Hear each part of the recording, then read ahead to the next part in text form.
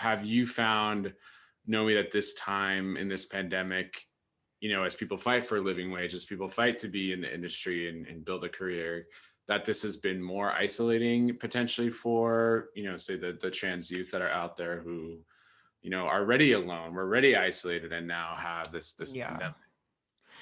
It's interesting. I actually wrote an essay called "Trans Women Have Always Been Prepared for the Apocalypse." I was just about to talk to you about that. Yeah. Yeah, that's what your question reminds me of. Yeah.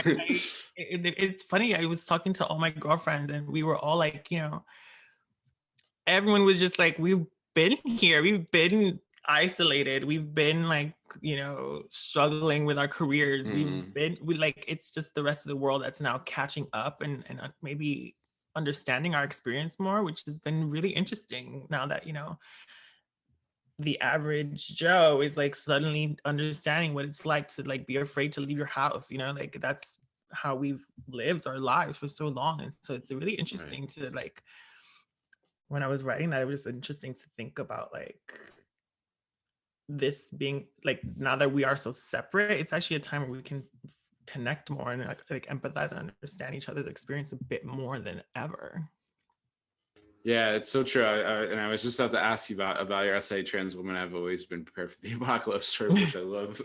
I love it. Love the title. It's so true. And you say in the essay that I hope that on the other side of this pandemic, we are left with a sense of global empathy, and which you were getting at just a moment ago. I was wondering if you could share a little bit more about that, because it is striking that this a lot of companies in the midst of this pandemic are saying things like, we're all in this together, right? We're all in this together. But I wonder, are we in this together? Because to your point, so many people have very different experiences and have been living with fear of going outside, fear of existing in the world. Black folks, trans folks of color, for so long that maybe this is an awakening. I wonder if you could just share a little bit about what you meant by that sort of rising sense of global empathy. Yeah, I think, we are sort of going through the same thing, so to speak. I mean, there were always going to be these stark differences, class-wise, race-wise, in so many other ways. But I think those who are actually out there wanting to seek the information or to seek, understanding someone else's experience right now, I think those people are really going to benefit from, looking at the world in a different way now. And, people that are not going to do that are just not going to do that no matter what, whether it's a pandemic or whatever they're going through, they're always going to just maybe have that state of mind. I don't know. It's hard to think of like people who are really like, bigots and racist and like transphobic, just like snapping out of it because we're in a pandemic. But like, I do hope that, especially now, like I think with film and stuff, to bring it back into like filmmaking and screenwriting, I think now a lot of people are watching stuff, watching, absorbing content, and maybe they'll watch a show with a trans character and see it in a different way, maybe identify a little more because they have that sort of visceral experience of isolation. So maybe they can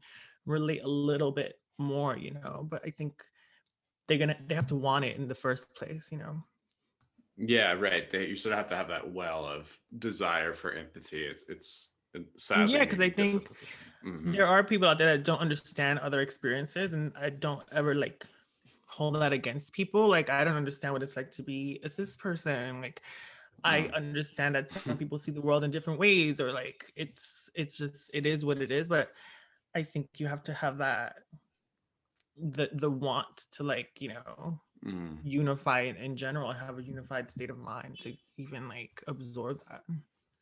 Right.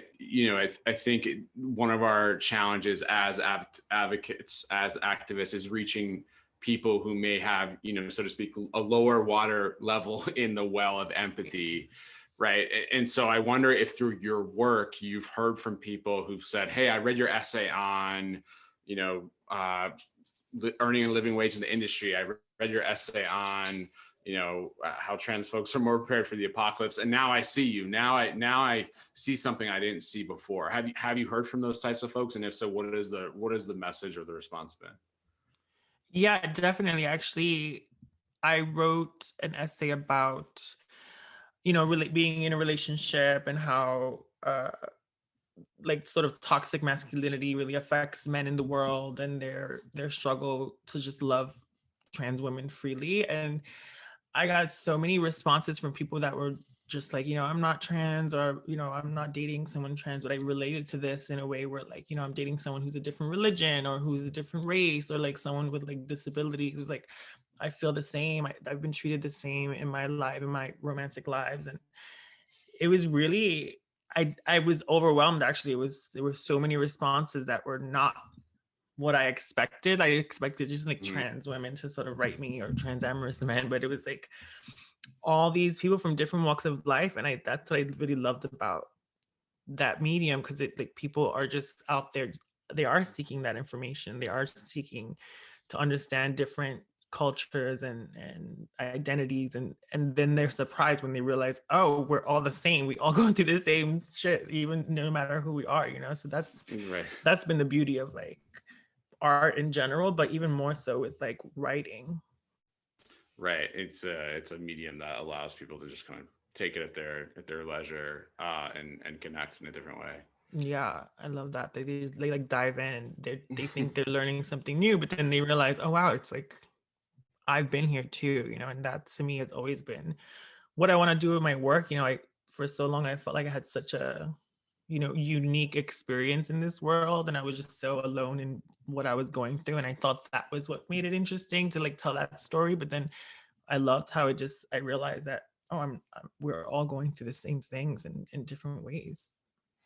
Yeah, we really are, and there's that commonality of just human experience. That was something I was going to ask you as well. Is you wrote about in your essay "Gig Economy" how you never saw an R&B artist, for example, who embodied what you were to become, and you've become a role model, I think, in many ways for so many people. What advice would you give to your younger self on that point? For folks who like yourself, maybe who felt alone, who felt isolated, what would you tell a younger Nomi about what's ahead for her?